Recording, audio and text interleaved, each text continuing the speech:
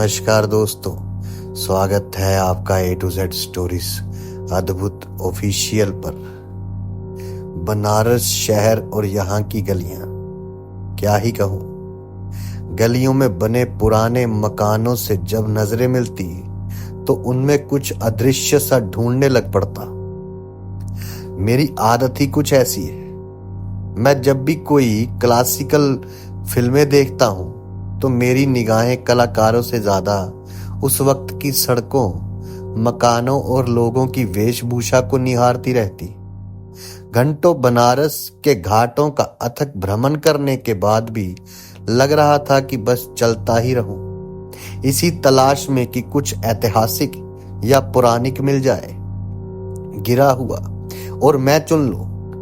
विदेशी पर्यटकों के माथे पर त्रिकुंड टीका और साड़ी में विदेशी स्त्रियों के दर्शन से खुद को गर्वान्वित महसूस करता।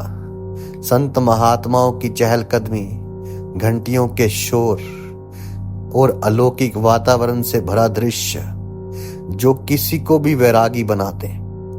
शायद यहां आकर बाबा तुलसीदास, संत कबीर जी, संत रायदास, महर्षि पतंजलि या महर्षि वेदव्यास जी को भी मेरे जैसी ही अनुभूति होती होगी। कुछ दिन के लिए आया था, पर दिल कहता है कि अमरांत अब यहीं का हो जा। चलते चलते पांव थक गए थे, मगर मन नहीं थका था। पहली बार बनारस आना हुआ था, रोमांचित होना स्वाभाविक था। शहर ही कुछ ऐसा है। सूर्य अस्त हुए 2 घंटे बीत चुके थे। अभी आधा ही घाट घूम सका था, बाकी का कल देखा जाएगा। मैं यही सोचकर जाने को हुआ था कि अचानक साहब सवारी करेंगे क्या? कर लो ना साहब, चांदनी रात में गंगा और भी मन भावन दिखती है।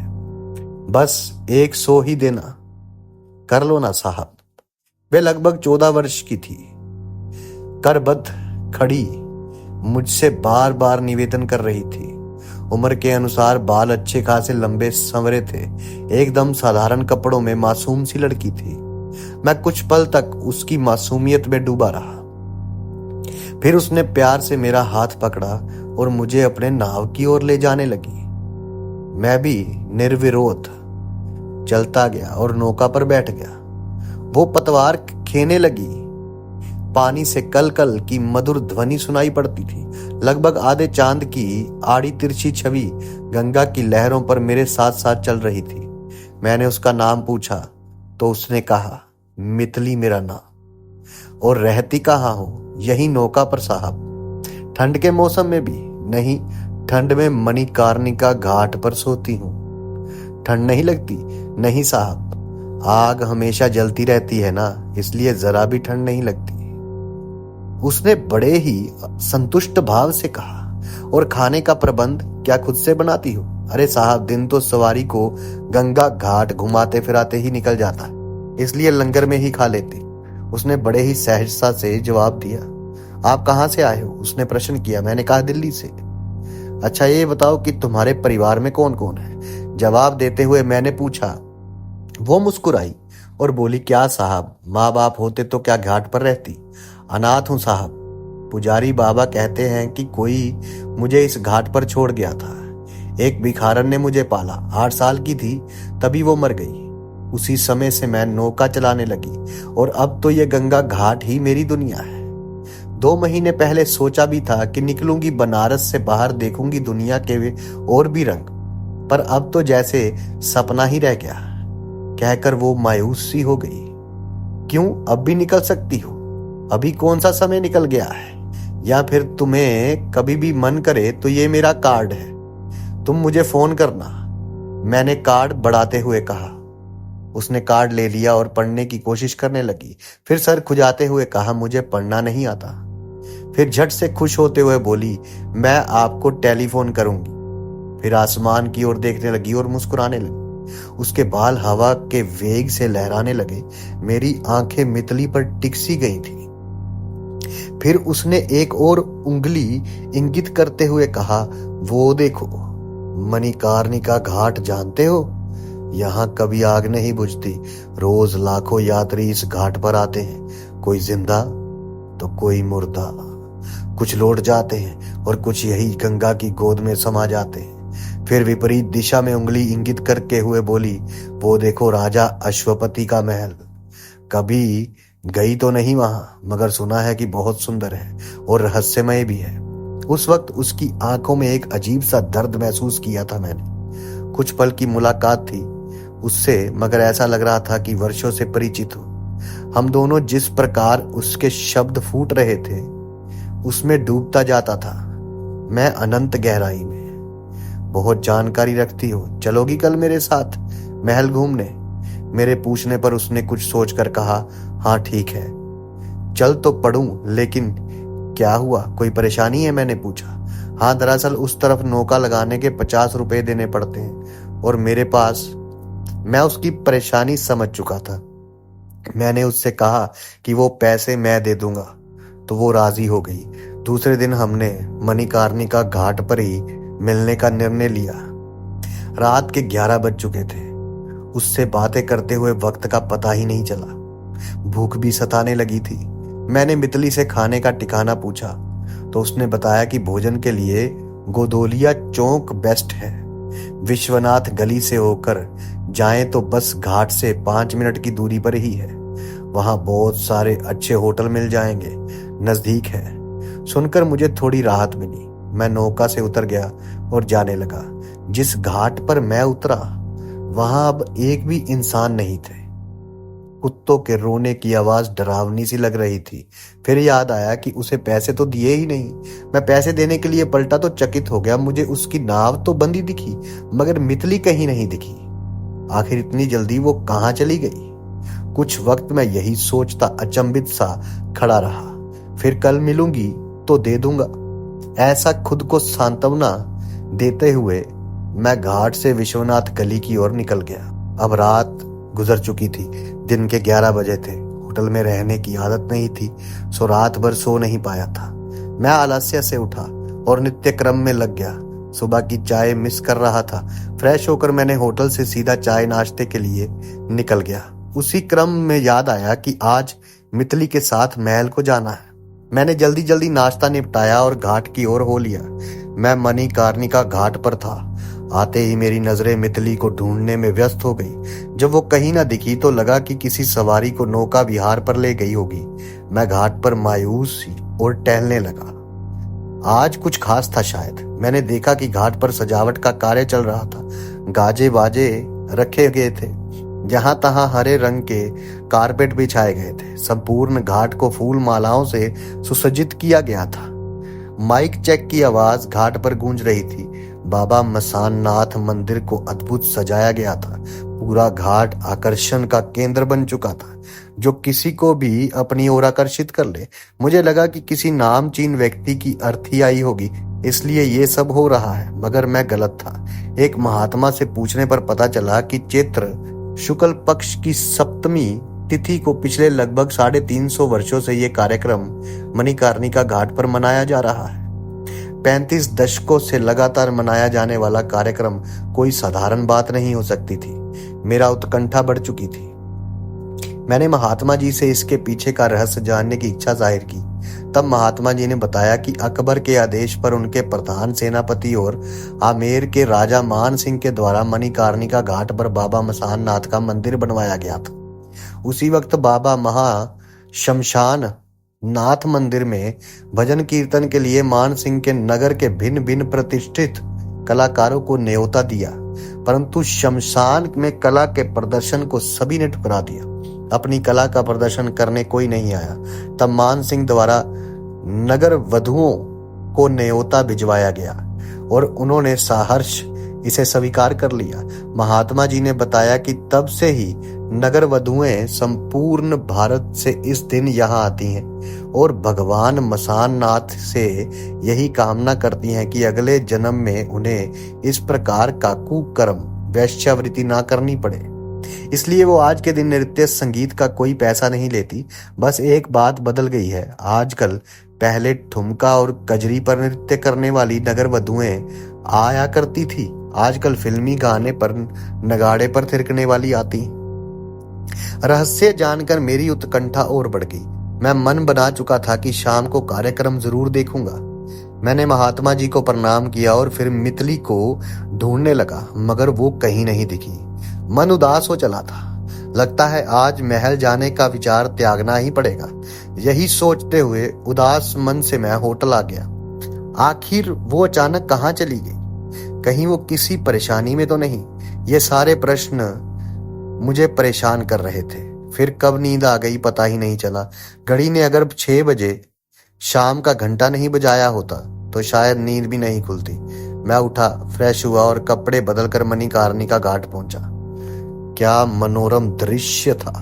संपूर्ण घाट को जैसे व्योम में चांद तारों के बीच स्थापित कर दिया हो। जान पड़ रहा था कि स्वर्ग की सारी अप्सराएं धरती पर उतर आई हैं। फूलों को निचोड़कर बनाए गए इत्र की मादकता संपूर्ण घाट पर फैली हुई सी प्रतीत हो रही थी। मेरे साथ साथ वहां आनंद की खोज में आए सभी पर्यटक उस मादकता में मदहोश हुए से झूम रहे थे। घुंघराले केश और उन पर लटकती गजराएं नगर वधुओं के इस सौंदर्य से उनका सब कुकर्म गंगा में धुल चुका था। अपने आप में कोई भले ही खुद को सती सावित्री कहती होगी, परंतु आज इनका रूप उन सती सावित्रियों से कहीं ऊपर प्रतीत हो रहा था। कार्यक्रम शुरू हो चुका था। संचालनकर्ता की शायरी के बीच छम छम करती एक वेश्या आई और उसने सभी दर्शकों का अभिवादन किया। और फिर धीरे धीरे पूरा मंच नगर वधुओं से भर गया। कोई बिहार से, कोई बंगाल से, कोई यूपी से, कोई एमपी से। सभी एक के बाद एक बिजली गिराने वाली धुन पर थिरकने लगी।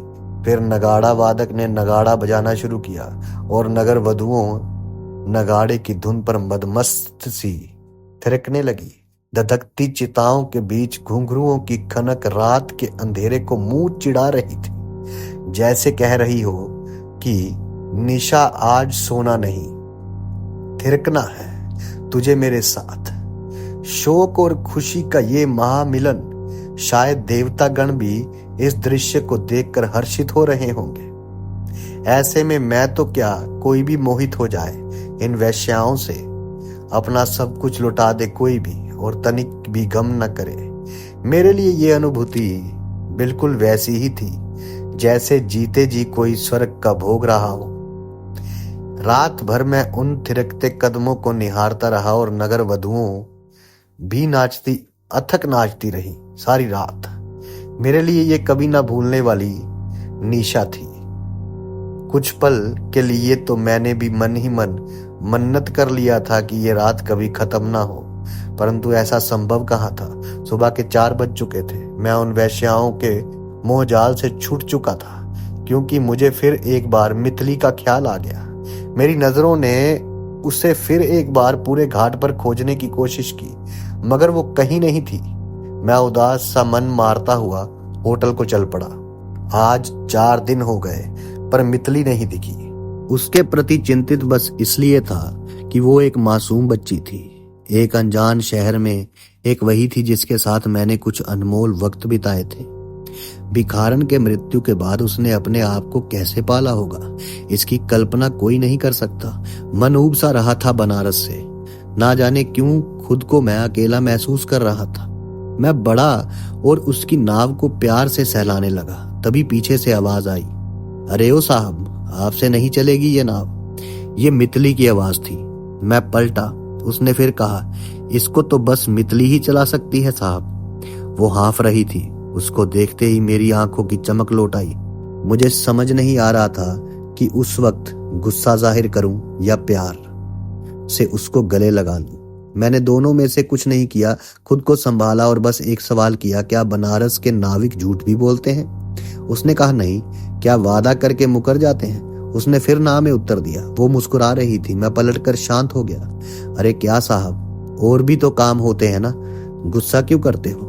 आज ले चलूंगी ना तुम्हें महल में, कहकर वो नाव पर पतवार लेकर बैठ गई। मैं शांत खड़ा रहा। अब माफ भी कर दो ना साहब, आओ बैठो, नहीं तो कहीं दिन ढल गया ना तो आज भी नहीं जा पाएंगे। इतनी मासूमियत से अगर कोई कहे तो कौन ना माने। मेरा गुस्सा जाता रहा और मैं नाव पर बैठ गया। एक बात कहूं साहब, उसने पतवार चलाते हुए पूछा। मैंने पूछा क्या? ये जो अश्वपति था ना, सुना है कि उसकी दूसरी पत्नी ने ही उसकी हत्या कर दी थी। आज भी उसका शव उसी महल के किसी गुप्त स्थान पर रखा है। मैंने तो यहाँ तक सुना है कि आज तक कोई भी उसके शव को खोज ना सका। हो सकता है किसी को ये राज मालूम ही ना हो। मैंने जवाब दिया, परंतु तुम ये सब कैसे जानती हो? अरे साहब, नाविक हूं। कई सवार रोज नाव पर चढ़ते उतरते हैं। किसी से सुनी थी तो आपको बता दिया। अच्छा, और क्या जानती हो महल के बारे में?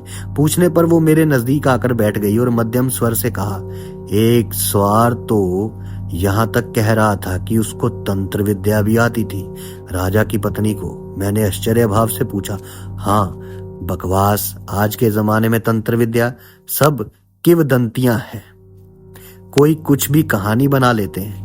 नहीं साहब, कुछ कहानी किंवदंतियां नहीं होती, उसमें सच्चाई भी होती है। वो उठकर बोलती हुई नाव के दूसरे छोर पर बैठ गई। इस बार मितली के शब्दों में दर्द था। बातें करते करते हम गंतव्य तक पहुंच चुके थे। मितली ने नाव से उतरकर उसे खूंटे में बांध दिया। वहां एक प्रहरी खड़ा था जो नाव की देखभाल करता था और बदले में 50 रुपए लेता था। मैंने मितली को पैसे देने चाहे कि वो प्रहरी को दे दे, मगर मितली ने मुझसे ही देने को कहा तो मैंने पैसे दे दिए। प्रहरी मुझे थोड़ा विस्मित दिखा। उसने मुझसे कहा, बाबू, देखने में तो शहरी लगते हो, नाव चलाना कहाँ से सीख लिया? मैं हंसकर कहा, भैया, नाव जिसकी है वो चला रही थी, मैं तो सवार था बस। कौन चला रही थी? ये मितली और कौन? मैंने मितली की ओर इशारा करके कहा। वो हंसा, बहुत बढ़िया बाबू, मजाकिये लगते हो। जाओ जाओ, महल घूम आओ। हम लोग महल की ओर चल दिए। मैंने एक बार फिर पलटकर प्रहरी को देखा। वो अभी भी हंसे जा रहा था। किस पागल को प्रहरी रखा है? अजीब इंसान है, आंख रहते अंधा है। मुझे गुस्सा आया। छोड़ो ना साहब, यहाँ अजीब ही है सब। मितली ने बात को टाल दिया। कुछ पल के बाद हम दोनों महल के दरवाजे पर थे। धीरे धीरे हमारे कदम दरवाजे के उस पार बढ़ रहे थे। मेरी नजरें 30 फुट के दरवाजे पर टिक सी गई। दोनों दरवाजों के मध्य पीतल के बाग जैसे शक्ल बनाए गए थे, जिसके मुख में कड़ी लटक रही थी। पूरे दरवाजे पर सुनहरे चतुष्कोणीय बनावट के मध्य लोहे की कीलें गड़ी हुई थी। महल 2 मंजिला था। बाहरी दीवारों को सुनहरे रंग से रंगा गया था। पहले और दूसरे मंजिल के मध्य पत्थर के जालीदार रोशनदान बने हुए थे जो लाल रंग से रंगे थे। बाहरी दीवारों पर जहां तहां बनाई गई सुंदर कलाकृतियों से महल बहुत ही मन भावन लग रहा था। हमारे अलावा और भी पर्यटक वहां मौजूद थे जो महल की सुंदरता से प्रभावित हो रहे थे। हमने महल के भीतर प्रवेश किया और निचले तले के सभी कमरों को बारी बारी से निरीक्षण किया। सभी कमरों में हमने भिन्न भिन्न ऐतिहासिक वस्तुएं जैसे अस्त्र शस्त्र परिधान और राजा अश्वपति के पूर्वजों की तस्वीरें का दर्शन किया। फिर हम सीढ़ियों से बढ़ते हुए दूसरी मंजिल पर गए। ऊपर का नजारा बहुत ही सुंदर था। दीवारें सुंदर कलाकृतियों से सुसज्जित थी। जालीदार खिड़कियों से देखने पर गंगा किनारे बनी घाटें अर्धचंद्राकार दिखलाई पड़ रही थी। ऊपर में कमरों की संख्या नीचे से कम थी। एक बड़ा सा हॉल था जिसमें 1-2 मंजिला पलंग रखा हुआ था। जमीन पर सुंदर आकृतियों वाली कालीन बिछाई हुई थी। हाल ही दाहिनी दीवार पर राजा अश्वपति की एक विशाल तस्वीर टंगी थी जिसमें अश्वपति के हाथ में एक कमल दिखाई पड़ रहा था जिसकी डंठल हरे रंग की थी और पंखुड़ियां को स्वर्णिम रंग से रंगा गया था। मुझे कमल को देखकर थोड़ा अजीब महसूस हुआ। मैंने मितली को यह बात बतानी चाहिए। मैं बताने के लिए पलटा तो मेरे होश उड़ गए। मितली वहां नहीं थी। मैं बेचैन सा मितली को आवाज लगाने लगा। मैंने पूरे महल में उसे तलाश किया मगर वो कहीं नहीं दिखी। मैं नाव की ओर भागा पर वो वहां भी नहीं थी। मैंने प्रहरी से मितली के बारे में पूछा तो उसने फिर वही बात दोहराई। क्यों मजाक करते हो बाबू, आप अकेले ही तो आए थे। प्रहरी की बातों से मुझे अब लगने लगा था कि कुछ तो अलग है जो मैं समझ नहीं पा रहा हूं। बार बार मितली का इस तरह गायब हो जाना मुझे खटखटाने लगा। आखिर माजरा क्या है? मैं विचारों में खोया हुआ होटल लौट आया और फिर इस रहस्यमयी पहेली में उलझ गया। मुझे कुछ समझ नहीं आ रहा था। बस भीतर को एक भयानक अनहोनी का आभास हो रहा था। मेरी धड़कनें अब तेजी से धड़क रही थी, मन उच्चाट सा हो रहा था। मितली की यादों को साथ लेकर मैं दिल्ली आ गया। ऑफिस से 5 दिन की ही छुट्टियां मिली थी, मगर मैं 1 दिन ज्यादा बिता चुका था। थकान तो थी, मगर नींद आंखों से कोसों दूर थी। कल का मीटिंग अटेंड करना जरूरी था। किसी तरह आंखें ढपी थी। फिर जो हुआ वो मेरी जिंदगी का सबसे भयानक मंजर था। मेरी आंखों के सामने मितली के साथ बिताए सारे मंजर तेजी से उभरने लगे। उसका मिलना, उसकी बातें जैसे वो फिर से दोहरा रही हो कि साहब, सभी कहानियां किंवदंतियां नहीं होती, सभी कहानियां झूठी नहीं होती, कुछ सच भी होते हैं। ये शब्द मेरे मस्तिष्क में बार बार गूंज रहे थे। राजा अश्वपति की तस्वीर का वो कमल सब यकायक मुझे दिखने लगा था। और फिर दिखा कि अश्वपति की तस्वीर अचानक दीवार से गिर पड़ी। दीवार पर लोहे का एक दरवाजा चरचराता हुआ अपने आप खुलने लगा। मैं दरवाजे के भीतर धीरे धीरे बढ़ने लगा। नीचे जाने के लिए लोहे की सीढ़ियां बनी थी। सीढ़ियां मुझे एक गुप्त अंधकारमय रास्ते की ओर ले जा रही थी। भयानक सनसनाहट महसूस हो रहा था। कुछ भी नहीं दिख रहा था, बस शोर था मेरी आहट का, ठक ठक ठक, जो सन्नाटे को चीर सा रहा था। कुछ पल बाद मुझे थोड़ी रोशनी सी दिखी और फिर दिखने की गति तेजी से एक और बढ़ने लगी, जैसे कि हवा की गति से मेरी आंखें कुछ तलाश रही हों। और फिर जब दृश्य एक खुले आंगन में जाकर रुका तो एक दर्द से कराहता हुआ भयानक सा चेहरा मेरी ओर हाथ फैलाता हुआ सा दिखा, जैसे वो मुझसे दया की भीख मांग रही हो। फिर उसने जोर से चीखा और उसकी दिल दहला देने वाली चीख से मेरी नींद खुल गई। झट से मैं उठकर बैठ गया। मेरी सांसें तेज हो चुकी थी, पसीने से मैं तरबतर हो चुका था। अपनी तेज धड़कनों को मैं साफ साफ सुन पा रहा था। मैं बिस्तर से उठा और खिड़की का पर्दा हटाया। भोर हो चुकी थी, धूप निकल आया था। सिगरेट जलाते हुए मैंने घड़ी की ओर देखा। सुबह के 9 बज चुके थे। मैं हड़बड़ाया और फ्रेश होकर चला गया। नहाते वक्त भी उसकी चीख मुझे परेशान कर रही थी। मैं जैसे ही फ्रेश होकर बाथरूम से निकला, उसी वक्त किसी ने डोरबेल बजाया। मैं टॉवल में था। मैंने बनियान डाली और दरवाजा खोला। सामने मनुज था, मेरे बचपन का दोस्त। उसे देखते ही मेरे चेहरे पर मुस्कान उभर आई। हे माय बेस्टी, कैसा है मेरा यार। उसे देखते ही मेरे बोल फूट पड़े। फिर हम दोनों ने एक दूसरे को गले लगाया तो मनुज बोल पड़ा, मैं तो ठीक हूं साले, पर तू है कहां? मेरे भाई, पूरे 1 दिन तू गायब है। ऑफिस से पता है ना तुझे? साले, तेरे चक्कर में झूठ बोलने वाला सबसे बड़ा अवार्डी बन गया हूं मैं। आ बैठ पहले। अरे बैठ भी जा, मैंने उसे सोफे पर बिठाते हुए कहा और खुद सोफे पर निढाल सा हो गया। भाई, सब ठीक तो है ना? उसने मेरी उदासी को शायद पढ़ लिया था। मैं सोफे पर ठीक से बैठते हुए कहा, नहीं यार, मुझे बनारस जाना ही नहीं चाहिए था। सुना था कि वहां शांति मिलती है, मगर क्या पता था कि साला जिंदगी भर की अशांति लेकर आऊंगा।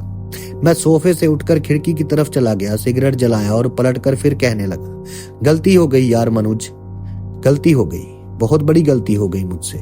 मनुज मेरी हालत देखकर चिंतित सा सोफे से उठा और मेरे कंधे पर हाथ रखता हुआ पूछने लगा, भाई मुझे तो कुछ ठीक नहीं लग रहा, सच सच बता अमरांत, बात क्या है? फिर मैंने उसे सब कुछ बता दिया और मेरी गर्दन उस वक्त झुक गई। वट, क्या कह रहा है तुम? आजकल के जमाने में ये घिसी पीटी बातें, मेरी बात सुन। उसने मेरे चेहरे को ऊपर उठाते हुए कहा, तू अभी से ऑफिस ज्वाइन कर रहा है, चल तैयार हो जा। नहीं यार, वो सपने वाली लड़की मितली ही थी, मुझे पक्का यकीन है। मैंने कहा, क्या तू पागल तो नहीं हो गया है? अब ये 21वीं सदी है और तू है कि मुझे वापस बनारस जाना होगा। वो लड़की तकलीफ में है यार। हाँ, मुझे जाना ही होगा। मैं बेचैन सा हो गया और अलमारी से कपड़े निकालकर बैग में डालने लगा। मनुज मुझे रोकने की कोशिश कर रहा था, पर मुझे रोक ना सका। मैंने दरवाजा खोला और बाहर को कदम बढ़ाया कि मनुज बोला, ठीक है जा मर साले, तू सचमुच पागल हो गया है। कहकर मनोज ने दरवाजे पर एक जोर का हाथ मारा। मैं निकल चुका था। ट्रेन बस चल ही पड़ने वाली थी कि सामने की सीट पर आकर धप से मनुज बैठ गया। मैंने उसे प्यार से घूरा। क्या घूर क्या रहा है, साले मर जाएगा तो मैं क्या करूंगा तेरे बिना। फिर मुस्कुराते हुए कहने लगा, चल साथ में मरते हैं, और मुझे भी देखना है कि उस लड़की में क्या खास है कि तू मरने को तैयार है। मैंने मनुज को गले से लगा लिया। ट्रेन चल पड़ी थी, फिर बनारस की ओर। अब हम सारा सफर तय कर गंगा उस पार पहुंच चुके थे। नाव से उतरते ही वही परहरी दिखा जो पहले दिखा था। मैंने उससे पूछा, क्यों काका, आज हम दो है ना? हाँ हाँ हाँ, बहुत मजाकिया इंसान हो बाबू। दो रहेंगे तो दो ही कहूंगा ना, मगर उस दिन केवल आप ही थे बाबू, राम कसम। उसने गला छूते हुए कहा कि हाँ काका, तुम उस दिन भी सही थे। मैंने हामी भरा। कहकर हम दोनों महल के 2 मंजिलों पर उसी हॉल में गए जहां मुझे स्वप्न में दरवाजा दिखा था। मैंने मनुज से निगरानी करने के लिए कहा और राजा अशोपति की तस्वीर को खसकाने लगा। अचानक तस्वीर जो थी वो जमीन पर गिर पड़ी। छन की आवाज से हम दोनों घबरा गए। अब क्या करें, ये तो टूट गई। हम दोनों फुसफुसाहट में बातें करने लगे। दोनों कुछ सोच पाते उससे पहले मेरी नजर तस्वीर वाली दीवार पर गई। आश्चर्य कि वहां कोई दरवाजा नहीं था। मनुज मुझ पर चढ़ गया, कह रहा था कि ऐसा कुछ भी नहीं होता। अब जेल साले, पता नहीं कितने दिन के लिए जेल होगी। अब कुछ सोच वरना लग जाएगी। उसने मुझे झकझोरते हुए कहा। मैं क्या खाक सोचता, मेरी चिंता तो ये थी कि दरवाजा यहाँ नहीं तो कहाँ है। तभी अचानक दरबान आ गया। उसे देखकर हम एकदम सीधे हो गए। मनुज ने हंसते और हकलाते हुए कहा कि हमने नहीं गिराया, पता नहीं कैसे। देखिए हम कितने दूर खड़े। फिर कुछ सोचकर कहा, हाँ हवा हवा से गिर गया होगा। मैं और दरबान दोनों उसको घूरने लगे। फिर मैं दरबान के पास गया और समझाने लगा कि छूकर देखने के चक्कर में यह हादसा हो गया है, हम कीमत चुका देंगे। मनुज फिर कूदा, हंसने लगा। हाँ हाँ, चुका देंगे। फिर उसने पूछा, कितना देना होगा दरबान जी? दरबान ने हमारे होश उड़ा दिए जब उसने कहा कि 5 लाख। मनुज इधर उधर देखने लगा। मैं मुस्कुराया और कहा, ठीक है, मैं दूंगा। दरबान मुस्कुराते हुए कहा, मजाक कर रहा हूं साहब। सुनकर मनुज ने राहत भरी गहरी सांस छोड़ी। फिर मैंने दरबान से पूछा कि अशोपति दरअसल थे कौन, इनकी क्या कहानी है? दरबान ने बताया कि उसे कुछ ज्यादा पता नहीं, बस इतना पता है कि राजा थे और इनकी 2 बीवियां थी, मगर संतान नहीं थी। मनुज मेरा मुंह देखने लगा। मैंने फिर दरबान से पूछा कि उनका कोई दोस्त, कोई रिश्तेदार है क्या? तो दरबान ने बताया कि रिश्तेदार तो कोई नहीं, पर उसके बाबूजी ने बताया था कि उनके एक दोस्त थे, उन्हीं के राज्य में दीवान आयुष्मान चौधरी। वो राजा साहब के बारे में कहानी लिख रहे थे। राजा साहब और दीवान जी की मौत 2 दिन के अंतराल में हो गई थी। उसके बाद दीवान जी का परिवार विदेश के लंदन शहर में जा बसे। लंदन, इतना सुनते ही मेरी खुशी का ठिकाना नहीं था। मैंने मनुज को देखा, उसका मुंह उतरा हुआ था। वो समझ गया कि अब मैं लंदन जाकर ही मानूंगा। हम वापस हो लिए। मनुज ने रास्ते से मुझसे कहा, लंदन कोई छोटा शहर नहीं है, और तेरे पास है क्या जो तू उनके परिवार को खोज लेगा? क्या चिल्लाएगा? आयुष्मान चौधरी के परिवार जहां कहीं हो हाजिर हो जाए और वो प्रकट हो जाएंगे। भाई पूरी जिंदगी लंदन में दरवाजे खड़काएगा ना, तब भी उन तक हम नहीं पहुंच पाएंगे। कहकर उसने एक लंबी सांस ली। मैंने कहा, बस 2 दिन में उसका परिवार मुझे खोजते मेरे पास खुद आएगा। अब ऐसी कौन सी तंत्र विद्या सीख ली तूने बनारस में? दिमाग, इसको दिमाग कहते हैं, जो तेरे पास नहीं। अब चुप रह और देख कि मैं क्या करता हूं। हमने बनारस से ही लंदन के फ्लाइट लिए और दूसरे दिन हम लंदन में थे। हमने वहां जाकर एक होटल लिया। हम फ्रेश हुए और खाना खाकर निकल गए सुराग के तलाश में। हमारे पास बस एक नाम था और कुछ नहीं। अब बस किस्मत के सहारे ही काम बन सकता था। मनुज बस लड़कियां ताड़ने में लगा था, मगर मेरा ध्यान मितली की ओर था। मुझे कुछ सूझा। मैंने मनुज को समझाया, फिर दुकान से एक चाकू खरीद कर लेकर आया और शिकार खोजने लगा। शिकार दिखा, वो एक पुलिस वाला था। मैं छुपते छुपाते उसके पास गया और उसके गले पर चाकू रख दिया। मनुज कैमरे में रिकॉर्ड करने लगा। आसपास हड़कंप मच गई। सभी को मैं कोई चोर लगने लगा। फिर मैंने जोर जोर से अंग्रेजी में बोलना शुरू किया, I want to meet Diwan Ayushmann Chaudhary family. और बार बार यही बात दोहराता रहा। जब मेरा काम हो गया तो मैंने उस पुलिस वाले को छोड़ दिया। अब मैं गिरफ्तार हो चुका था। कुछ देर में मैं जेल में था और 1 घंटे बाद पूरे लंदन के टीवी में मेरे कहने अनुसार मनोज ने वो रिकॉर्डिंग वहां के पत्रकारों में बांट दिया था। मैं न्यूज में छाया हुआ था। अब बस इंतजार करना था कि आयुष्मान चौधरी का कोई परिवार आता है कि नहीं। अब सब किस्मत के ऊपर था। शाम होने को थी, शायद किस्मत मेरे साथ थी। मनोज आया और उसके पीछे एक लड़की भी आई। उन्होंने मेरा बेल करवाया। हाय, मेरा नाम शिखा है। आयुष्मान चौधरी मेरे दादाजी थे। घर चलें, बाकी बातें वहीं करते हैं। मैं बस सुनता गया। लंदन में इंडियन ब्यूटी थी ये, बहुत ही खूबसूरत। हम उसके गाड़ी में बैठ गए। रास्ते में मनोज ने कहा, हमें तो लगा था कि जिंदगी लग जाएगी, मगर आप तो 24 घंटे में ही मिल गई। लड़की ने कोई प्रतिक्रिया नहीं दी। मैंने मनोज को चुप रहने का इशारा किया। थोड़ी देर बाद हम गंतव्य तक पहुंच गए। हमने घर में प्रवेश किया। शिखा ने बैठने को कहा और भीतर वाले कमरे में चली गई। कुछ पल बाद वापस आई तो उसके हाथ में नाश्ते की 2 प्लेट थी। उसने प्लेट सामने पड़े टेबल पर रख दिया और हमसे खाने का आग्रह किया। मनोज तो भूखे बेड़ियों की तरह नाश्ते पर टूट पड़ा। मैंने भी बर्फी का एक टुकड़ा उठाया। नाश्ते के बाद शिखा ने नौकरानी से 2 आदमियों का डिनर ज्यादा बनाने को कहा और आकर सामने गद्देदार सोफे पर बैठ गई। मुझे घर थोड़ा अस्त व्यस्त लगा। हर तरफ पन्ने बिखरे हुए थे। अलमारियां किताबों से भरी हुई थी। मैंने शिखा से पूछा, क्या आपको किताबें पढ़ने का शौक है? जी, और लिखने का भी, उसने सहजता से जवाब दिया। आपके फैमिली मेंबर नहीं दिख रहे, क्या आप अकेली हैं? जी, मैं अकेली ही हूँ। दरअसल मॉम डैड कॉलेज में थे तभी वो। अब आगे मैंने कह दिया कि ओ आई एम सॉरी। मैंने हालत को समझते हुए जवाब दे दिया। फिर उसने बताया कि उसके खानदान में बस वही बची है और उसका छोटा भाई एक गंभीर बीमारी की चपेट में था और 2 साल पहले ही उसकी डेथ हो गई। सुनकर दुख तो हुआ, पर क्या करता, जिस काम के लिए आया था अब वो पूछना जरूरी लगा। सो मैं पॉइंट पर आ गया। माफ कीजिएगा शिखा जी, मैं आपका दर्द बढ़ाने नहीं आया था। फिर मैंने उसको सारी हकीकत बयां कर दी। मितली की कहानी सुनकर वो कुछ पल के लिए अचंभित हुई, मगर फिर कहा, जब मैंने दादाजी की वो किताब पढ़ी थी तो मुझे लगा था कि उन्होंने बातों को बढ़ा चढ़ा कर लिखा है। आपकी कहानी से विश्वास हो गया कि उस महल में कुछ तो भयानक घटित हुआ। 1 मिनट कहकर वो उठी और दराज के एक पुराने कपड़े में लिपटी मोटी किताब लेकर आई। शायद आपको इसी की तलाश है, उसने किताब मेरी ओर बढ़ाते हुए कहा। मैंने आहिस्ते से किताब को लिया और मेज पर रख दिया। फिर मैंने मनोज की ओर देखा। मनोज ने अपना हाथ मेरे कंधे पर रखकर मुझे किताब खोलने की अनुमति दी। मैंने धीरे धीरे किताब पर लिपटे कपड़े को हटाने लगा। मेरे माथे पर पसीने की लकीरें उभर आई। जब पूरा कपड़ा हटा तो हमने देखा किताब का टाइटल था अश्वपति। किताब पर छपी तस्वीर बिल्कुल वैसी ही थी जैसे कि मैंने महल में देखा था। अब बारी थी किताब पढ़ने की। मैंने पन्ना पलटा। अचानक बिजली चली गई। हम सन्न रह गए।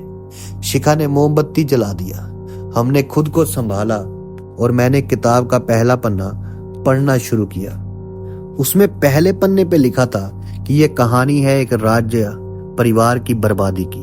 उस दिन राज्य में एक खबर आई कि शंकर किसान को मृत बच्ची हुई है। सुनकर बहुत अफसोस हुआ। रात भर सो ना सका, पर अच्छा हुआ था कि नींद नहीं आई थी। उस दिन उसे पहली बार देखा था। भला की खूबसूरत थी वो। चंदा नाम था उसका। वे राज्य के एक तांत्रिक ब्राह्मण की पुत्री थी। पिता से तालीम लेकर तंत्र विद्या में पारंगत एक छलावा। शंकर के पास अपने मृत बेटी को दफनाने तक के पैसे ना थे।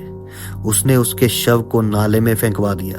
चंदा को पता चला तो उसने नाले के शव को निकाला और 5 रात तक राज्य से गायब रही। जब लौटी तो अकेली थी। बच्ची के शव के साथ क्या हुआ आज तक कोई नहीं जानता। एक दिन राज्य में बहुत तेज बारिश हो रही थी। मैं झरोखे के पास बैठा किताब लिख रहा था। महल के पीछे जंगल का दृश्य बहुत ही भयावह जान पड़ रहा था, भयानक था।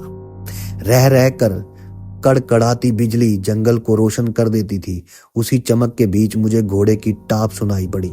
गहन अंधकार में घोड़ा भागा जा रहा था। उस पर सवार एक काला साया दिखा। मैं रोशनदान के करीब गया और देखने लगा। मुझे दिखा कि वो साया दीवार के करीब आया और महल के दीवार पर चढ़ने लगा। मुझे लगा कि ये कोई चोर या डाकू या फिर किसी पड़ोसी राज्य का खबरी होगा। आधी रात बीत चुकी थी।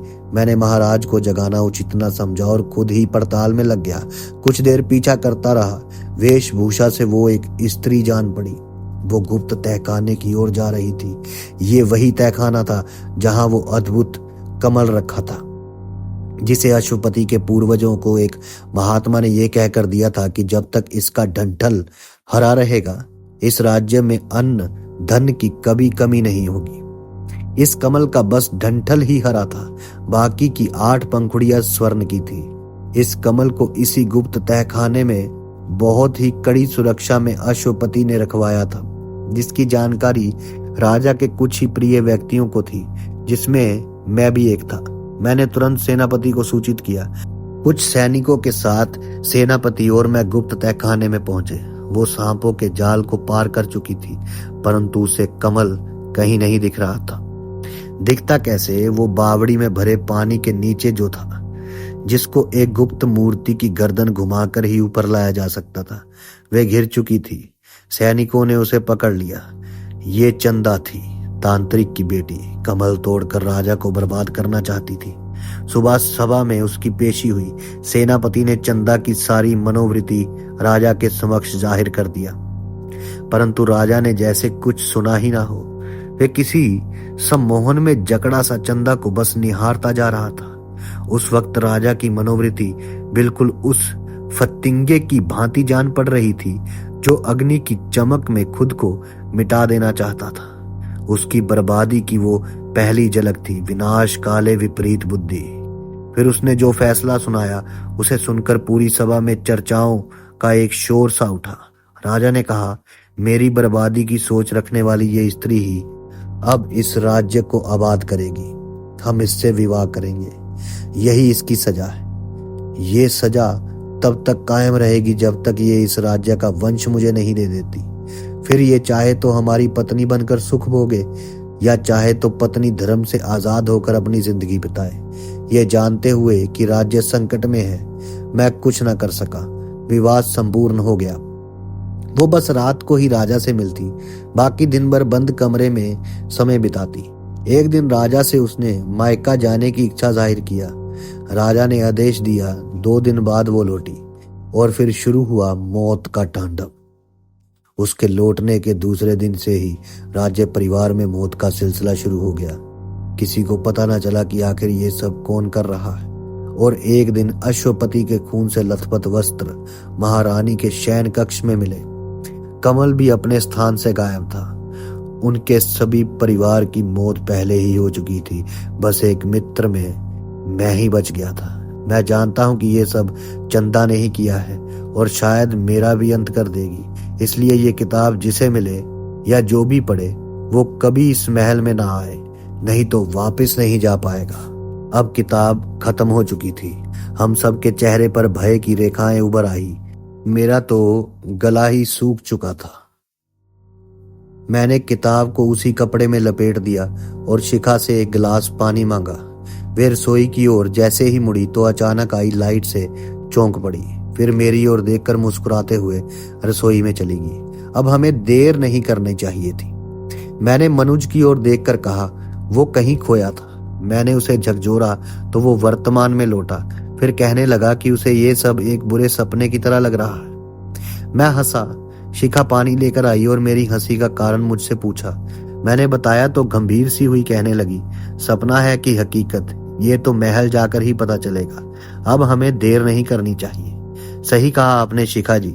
सबसे पहले पुरातत्व वालों से मिलकर ये सब बता देना चाहिए और प्रशासन को भी। मनुज ने शिखा की ओर देखते हुए कहा। नहीं, मनुज की बातों से मेरा स्वर थोड़ा ऊंचा निकला। कोई हमारी बात पर यकीन नहीं करेगा, इसलिए समय बर्बाद करने से अच्छा है कि हम सब खुद ही इस पहेली को सुलझाएं। फिर मैंने शिखा से पूछा, एक बात बताइए शिखा जी, क्या आपके पिताजी ने कभी इस मसले पर और कुछ आपको बताया है? नहीं, पापा ने तो इस बात को कब का जहन से डिलीट कर दिया था। 1 मिनट, वो अचानक चौंकी, फिर कहने लगी, एक बार माँ से पापा राजा की तस्वीर के बारे में कुछ कह रहे थे, मगर क्या ये नहीं पता। मनुज ने अफसोसजनक भाव दिया। खैर जाने दो, अब जो भी करना है हम तीनों को ही करना है, इसलिए सब जरूरी सामान आज ही खरीद लेना चाहिए। मैंने सोफे से उठते हुए कहा। मगर खरीदना क्या है? मनुज ने मुझसे पूछा तो मैंने बस मुस्कुराते हुए उसे देखा। उफ, फिर एक पहेली, तू नहीं सुधरने वाला, मनुज ने मुंह बनाते हुए कहा। हम लोग मॉल की ओर निकल गए। मॉल से हमने एक ग्रपलिंग गन, 4 नोक वाला एक ग्रपलिंग हुक और 100 मीटर रस्सी खरीद लिया। सबको एक बैग में भरकर हम वापस शिखा के घर आए, अपना अपना जरूरी सामान लिया और एयरपोर्ट की ओर निकल गए। कुछ देर के बाद हमने फ्लाइट पकड़ी और चल पड़े बनारस की ओर। मेरी और शिखा की सीट ज्वाइंट थी। मनुज हमारे पीछे की सीट पर एक मोटे आदमी के साथ बैठा परेशान हो रहा था। अपनी सीट पर बैठी शिखा मन ही मन मुस्कुरा रही थी और रह रहकर मेरी ओर देखती थी। शायद उसके भीतर मेरे प्रति प्रेम अंकुरित हो चुका था, जबकि मेरे भीतर तो उसे पहली दफा देखते ही हो चुका था। बस हिम्मत नहीं जुटा पाता कि क्या, कब और कैसे उससे जाहिर करूं। पीछे बैठा मनुज हमारी मन स्थिति को भांप चुका था। मुझसे बोला, अगर तुझे बात करने से ऐतराज है तो मेरी सीट पर आ जा, मुझे तो बहुत बात करनी है शिखा जी से। उसकी बात सुनकर शिखा हंस पड़ी। मैं थोड़ा सुकचाया, फिर मुस्कुराते हुए आंखें बंद करके सोने का नाटक करने लगा। थोड़ी देर बाद सचमुच आंख लग गई। प्लेन लैंडिंग के झटके से अचानक मेरी नींद खुली तो देखकर हैरत में पड़ गया। शिखा मेरे कंधे पर सर रखकर सोई थी। मेरी खुशी का ठिकाना न रहा। अचानक उसकी भी नींद खुली तो वो शर्माते हुए खिड़की की ओर देखने लगी। हम प्लेन से उतरे और टैक्सी से होटल तक आए। थोड़ी देर में फ्रेश होकर हम प्लानिंग करने लगे। मनुज ने कहा, अमरांत, तू पहले भी महल जा चुका है और जैसा तूने बताया कि तुझे एक दरवाजा अश्वपति के तस्वीर के पीछे दिखा था, हो ना हो दरवाजा वही होगा, बस दीवार तोड़नी पड़ेगी। मगर शिखा ने टोका। हाँ शिखा बोलो, रुक क्यों गई? मैंने कहा, मैं ये कह रही थी कि दिन में दीवार कैसे तोड़ सकते हैं? दिन में तो लोग होंगे ना। किसने कहा कि ये काम हम दिन में करेंगे? मनुज बिल्कुल सही कह रहा है शिखा, ये काम हम रात में करेंगे। हम उसी तरह जंगल के रास्ते महल के पीछे जाएंगे और ऊपर चढ़ेंगे जिस तरह चंदा गई थी। और एक बात, मैं गंभीर हो गया। हमें ये नहीं भूलना चाहिए कि हमारा सामना किससे होने वाला है, इसलिए डर को यहीं छोड़ना होगा। हमारा बस एक ही लक्ष्य है, मितली को बाहर लाना। हमने एक दूसरे का हाथ थाम लिया। मनुज दीवार तोड़ने के लिए औजार लाने चला गया। अब मैं और शिखा बिल्कुल अकेले थे। शिखा थोड़ी घबरा सी रही थी। मेरी भी धड़कनें तेज हो चुकी थी। मैं धीरे धीरे शिखा के करीब गया और उसके हाथ को अपने हाथ में पकड़ते हुए बोला, Shikha, I think I am in love with you. और धीरे से उसके होंठों पर अपने होंठ रख दिए। उसकी पलकें झुक सी गई। वो मेरे हाथों को दबाने लगी। हम दोनों के शरीर तपने लगे और हम एक दूसरे से मिल गए। ये सब इतनी जल्दी हुआ, मुझे विश्वास नहीं हो रहा था। मैंने शिखा से कहा, ये सब निपट जाए तो हम शादी कर लेंगे। उसने मुझे फिर से कस लिया। थोड़ी देर बाद हम दोनों उठे और तैयार हो गए और कुछ देर बाद मनुज भी आ गया। रात हो चुकी थी। आसमान में काले मेघ गरज रहे थे। हमने सब सामान लिया और घाट की ओर निकल गए। अब हमें एक नाविक की जरूरत थी उस पार जाने के लिए। एक नाविक को हमने किसी तरह ज्यादा पैसे देकर राजी किया और उस पार पहुंचे। हम जंगल की ओर जाने लगे। अचानक बारिश शुरू हो गई। बिजलियां कड़कने लगी। शिखा मुझसे लिपट गई। कुछ भी साफ नहीं दिख रहा था। हम महल के पिछले दीवार तक पहुंच गए। दीवार लगभग 60 फीट ऊंची थी। अंधेरे में भयानक सी दिख रही थी। मैंने मनुज से रस्सी निकालने को कहा और फिर रस्सी के बीच बीच में गांठ लगा दिया। उसके एक सिरे पर ग्रैपलिंग हुक में बांध दिया और फिर गन से हुक लगाकर फायर किया। जब हमने रस्सी खींचा तो खुश हो गए। हुक अटक गई थी। सबसे पहले मैं ऊपर चढ़ने लगा। बारिश के कारण रस्सी गीली हो गई थी। किसी तरह छत तक पहुंचा छत का निरीक्षण करके मैंने उन दोनों को आने का संकेत दिया। मेरे बाद शिखा चढ़ी, फिर मनोज चढ़ा। हमने हुक को हथियार के रूप में रख लिया और रस्सी को एक छोर से बांधकर लटकता छोड़ दिया। फिर हम धीरे धीरे सीढ़ियों से उतरते हुए उसी हॉल में आए जहां वो अनुमानित गुप्त दरवाजा था। महल की सभी रोशनी एकदम मध्यम जल रही थी। कमरे में बस नाइट बल्ब का प्रकाश था। इतनी शांति थी कि एक पत्थर भी गिरे तो शोर हो जाए। हमने धीमे धीमे अशुपति की तस्वीर दीवार से हटाई और अब मनुज दीवार तोड़ने के लिए तैयार था। मेरे इशारे पर उसने दीवार पर एक चोट मारी। चोट से पूरा हॉल गूंज उठा। हम एकदम स्थिर हो गए। फिर अनुज ने उसी जगह एक चोट मारी। आश्चर्य की औजार से दीवार में एक सुराख हो गया। फिर मनुज हल्के हल्के चोट से उस सुराख को बड़ा करने लगा। कुछ पल बाद हम सब चकित से एक दूसरे को देख रहे थे। हमारे सामने दीवार में एक दरवाजा उभर चुका था। हमने जोर से दरवाजे को भीतर की ओर धकेला। दरवाजा चरचराता हुआ खुल गया और तभी किसी ने हम पर टॉर्च मारा। कौन है? शब्द सुनते ही मनुज के हाथ से औजार छूटकर जमीन पर गिर पड़ा। टन टन के शोर से पूरा हॉल गूंज गया। सामने दरबान था। वो चीख कर शोर मचाता उससे पहले ही मैं हड़बड़ा कर बोल उठा, दरबान जी, शोर मत कीजिएगा, प्लीज शोर मत कीजिएगा। सब आप तो वही हैं साहब, आप तो वही हैं जो कुछ दिन पहले आए थे। दरबान ने मुझे पहचान लिया। मैंने हाँ में जवाब दिया तो वो फिर पूछने लगा, मगर आप लोग ये दीवार? सब बताता हूं, आप बस बैठिए। मैंने उसे पलंग पर बैठाते हुए पूरी कहानी कह डाली। तो मेरा शक सही था। दरबान ने प्रतिक्रिया दिया तो हमारे चेहरे पर संशय का भाव उभर आया। शक? कैसा शक दरबान जी? मैंने पूछा। अभी बताता हूं, कहकर दरबार ने राजा की तस्वीर तोड़ डाली और उसमें लगी पेंटिंग हमारे पास लाया। साहब, अब जो मैं आपको दिखाने वाला हूं वो मैं किस्मत से देख पाया था।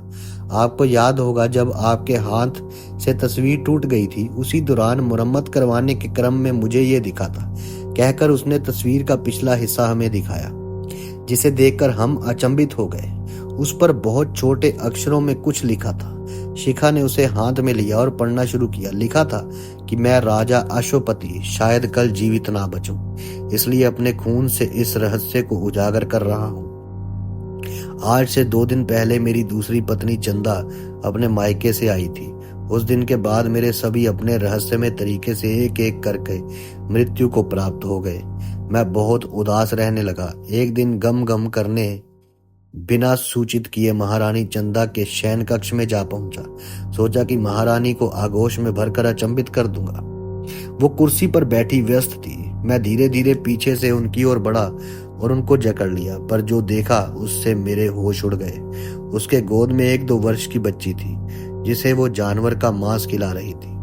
बच्चे का होंठ खून से लथपथ था। उसकी आंखों की पुतली बिल्कुल सफेद पड़ चुकी थी। बहुत ही भयानक शक्ल था, जिसे देखते ही मैं पीछे हटा और लड़खड़ा कर गिर पड़ा। मैं संभालता उससे पहले ही वो उठी और एक भयानक हंसी हंसने लगी। मैं डर गया, भागने की कोशिश की, पर मैं उठ नहीं पा रहा था। लग रहा था कि जैसे किसी अनजान शक्ति ने मुझे जकड़ लिया है। फिर मैंने देखा बच्ची दीवारों पर छिपकली की भांति चढ़ने लगी और चारों ओर दीवार पर घूमने लगी। चंदा का अट्टहास तेज होकर धीमा पड़ा।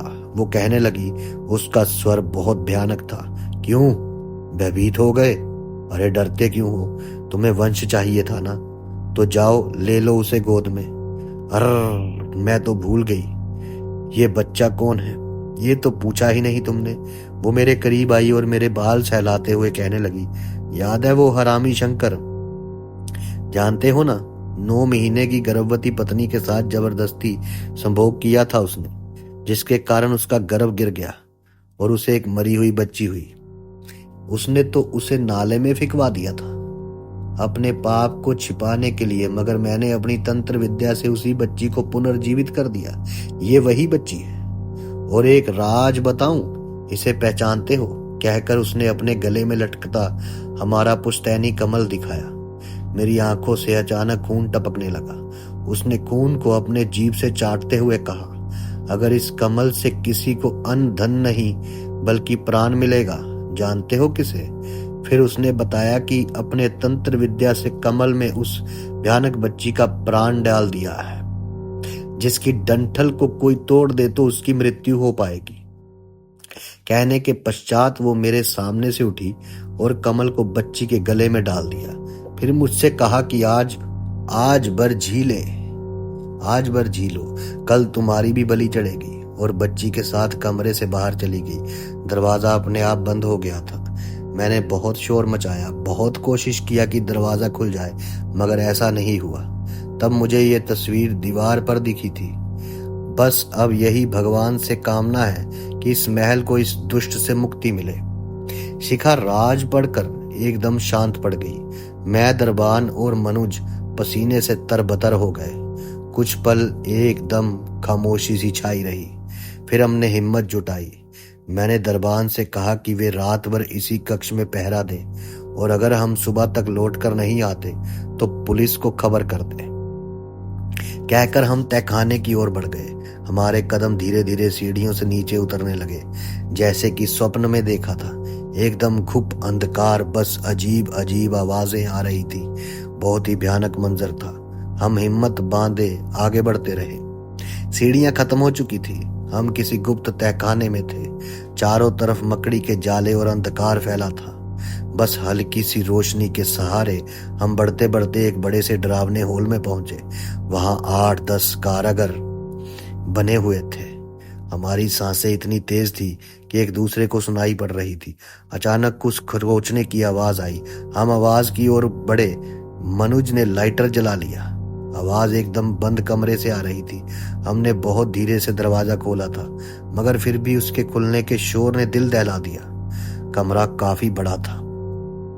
मनुज आगे भीतर को गया, हम दोनों पीछे थे। मनुज ने लाइटर की रोशनी चारों ओर घुमाया तो दृश्य देखकर मेरा सर घूमने लगा। वो मितली थी, जंजीरों में जकड़ी हुई, खून से लथपथ। उसके शरीर पर जगह जगह खरोंच के निशान उभरे थे। कमरे से बहुत खराब बदबू आ रही थी। मैं झट आगे बढ़ा और मितली को होश में लाने की कोशिश करने लगा। तभी एक भयानक धीमी हंसी सुनाई पड़ी। मनुज हड़बड़ाया। लाइटर उसके हाथ से छूटकर बुझ गया। हम लोग लाइटर ढूंढने लगे। इस बार लाइटर शिखा को मिला। उसने जैसे ही जलाया तो सामने का दृश्य देखकर चीख पड़ी। उसके सामने लगभग 10 हाथ की दूरी पर एक भयानक लड़की दीवार पर गर्दन झुकाए बैठी थी। उसने धीरे धीरे गर्दन ऊपर उठाया। जब उसकी नजर हमसे मिली तो वो चीखने लगी और हम भागकर कमरे से बाहर हो गए और हॉल के पाए के पीछे छिप गए। हम सब डरे हुए थे। मनुज ने धीरे से कहा, अमरांत यार क्या था ये? अबे ये तो कोई चुड़ैल है भाई, हम कैसे लड़ेंगे इससे? मैं भी तो यही सोच रहा यार, मगर जब तक जान है लड़ना तो पड़ेगा। मुझे खुद से ज्यादा मितली और शिखा की चिंता है यार। अरे साले, मैं क्या तेरा दुश्मन हूं? मतलबी साला। मनुज, अचानक मुझे कुछ याद आया। क्या? मनुज चिढ़ा। वो राजा की चिट्ठी। कमल तोड़ना पड़ेगा, मैंने हड़बड़ाते हुए कहा। वो बाद में तोड़ लेना यार, पहले एक और मुसीबत से तो बच ले। मनुज की बातों से मैं विस्मित हुआ। मनुज ने मुझे सामने देखने का इशारा किया। मैं पलटा। सामने एक बुढ़िया आती दिखी। बाल सफेद, पैर और हाथ के नाखून बड़े बड़े और गंदे दिखे। वो बोलती हुई बढ़ रही थी, अश्वपति ने भेजा है ना तुम्हें? चंदा से बदला लोगे? नहीं, अश्वपति को मरे तो वर्षों बीत गए, मगर तुमने उस मासूम बच्ची को क्यों कैद किया? आखिर उसने तुम्हारा क्या बिगाड़ा था? मैंने हिम्मत करके बुढ़िया को जवाब देते हुए सवाल कर दिया।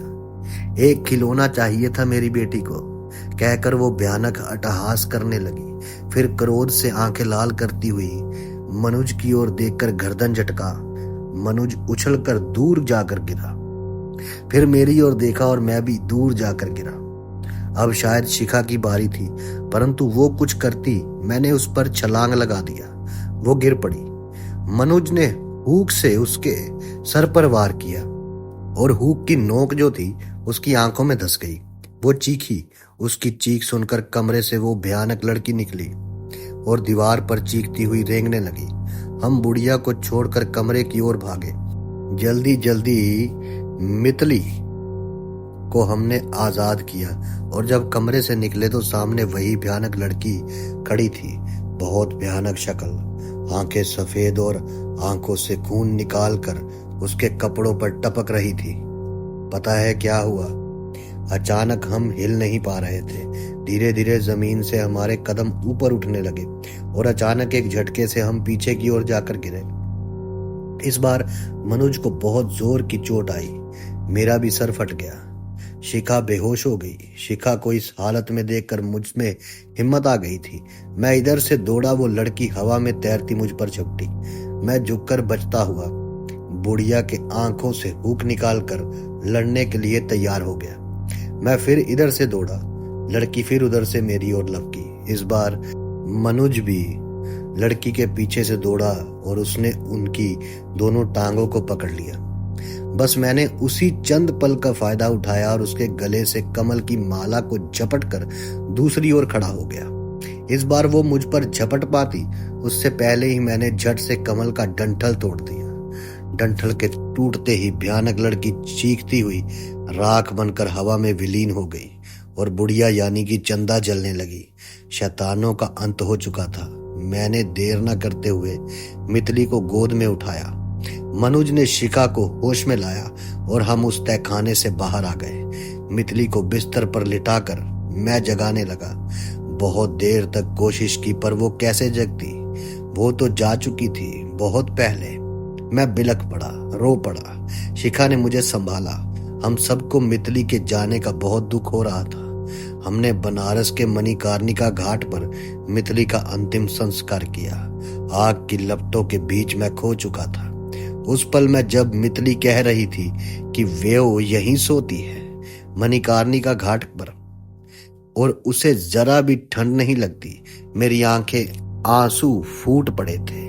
परंतु एक संतुष्टि थी कि मितली अब मुक्त हो चुकी थी और हमेशा के लिए मेरी यादों में अमर हो चुकी थी। मगर अश्वपति का शव अब भी एक रहस्य था जिसे आज तक कोई ढूंढ नहीं पाया था। जल्दी मिलते हैं एक नई वीडियो के साथ। तब तक के लिए आप सबके भीतर बसे उस परमात्मा को मेरा प्रणाम। आप सबका धन्यवाद।